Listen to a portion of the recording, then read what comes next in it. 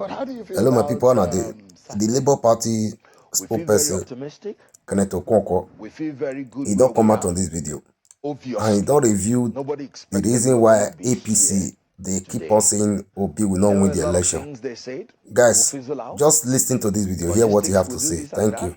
But now, they started the campaign before us, but we ended before them.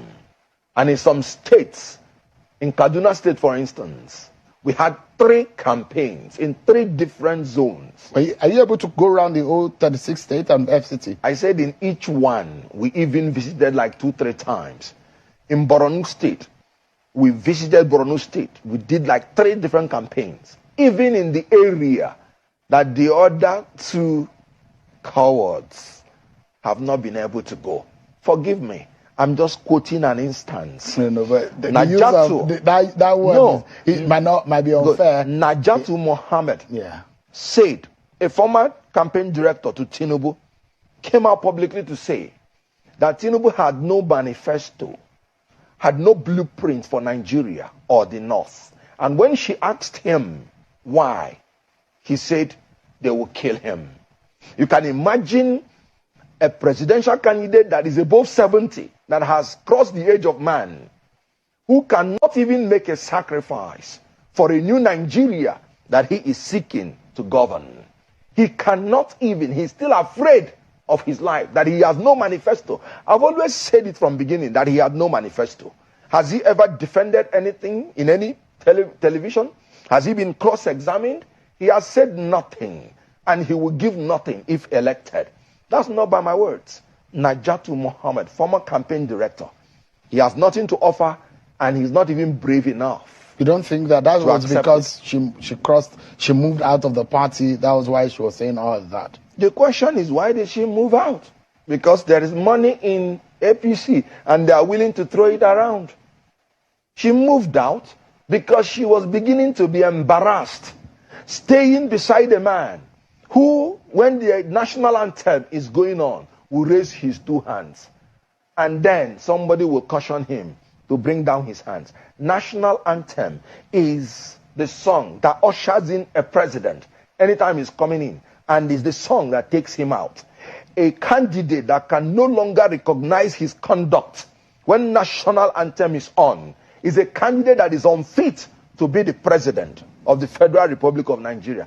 God is giving us all signs for us to know that APC is confused and they are conflagrating. They are just burning up. Confusion between the 3 tiers of government: the local government, the state government, the federal government.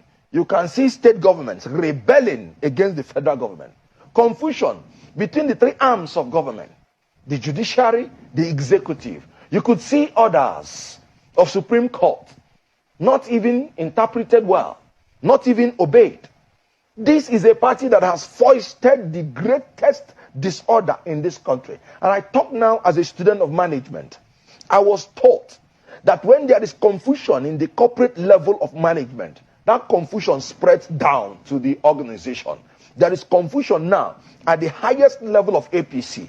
And that confusion has spread down to the Nigerian people. And Nigerian people are paying for what they don't deserve to pay for. The only solution is very clear.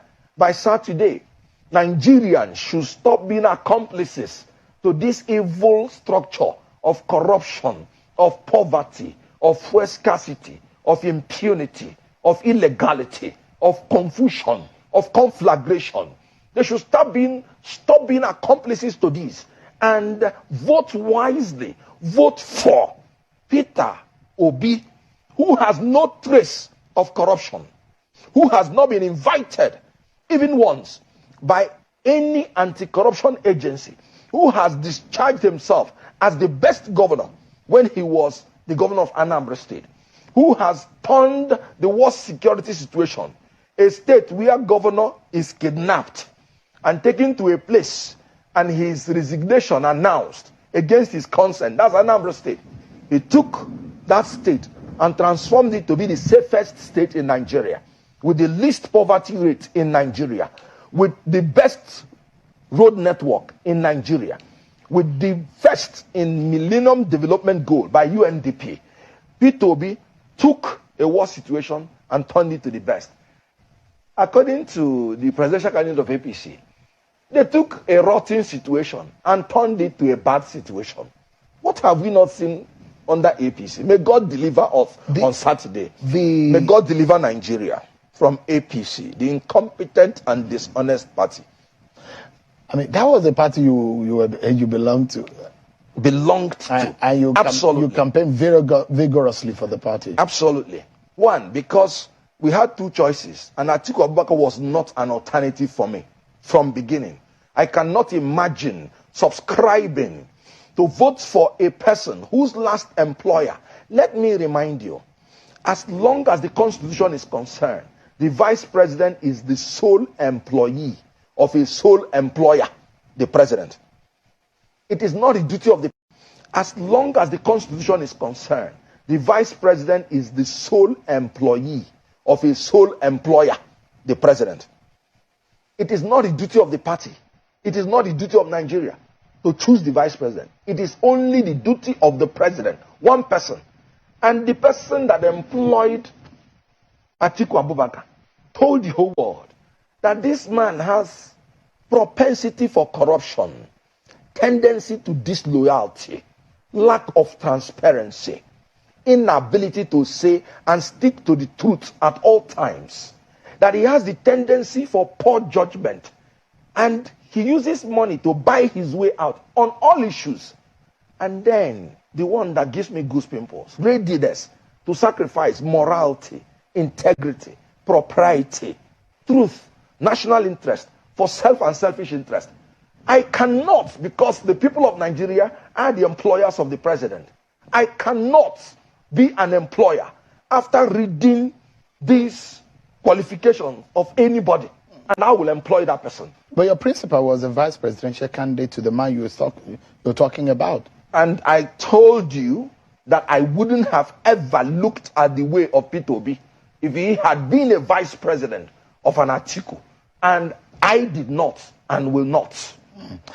We're going to a short break. But why does it look, why is it that the APC and the PDP keep dismissing any chance? They say you do not have a chance in this election at all. That Peter Obi cannot even move anywhere close to winning this election. Very good. It's part of the strategy of campaign. When you know that this is your greatest threat, you want to discourage people by the psychology that your candidate, your preferred candidate, the preferred candidate of all the youths in Nigeria, the preferred candidate of all the workers. You have seen the NLC give instruction to all the employees in Nigeria to vote P2B. You have seen ADC collapse into P2B. You have seen political parties collapse into P2B. A faction of ADC, though. However it is. Good. Now, when they are now threatened by a P2B, the only psychology they want to put out there is to tell the followers, in order to dampen their spirit, no, he will not win. No need to go and vote. They should practice that fraud to men of greater vulnerability. We are not vulnerable in our quest for a new Nigeria. We will continue to show them. On Saturday, you will see all the youths that will vote for P2B. When I was coming in here, one young man, Abdul Saad, he knelt down. He was asking me, begging me. He said, Oga, this suffer too much. No food, no water, no light.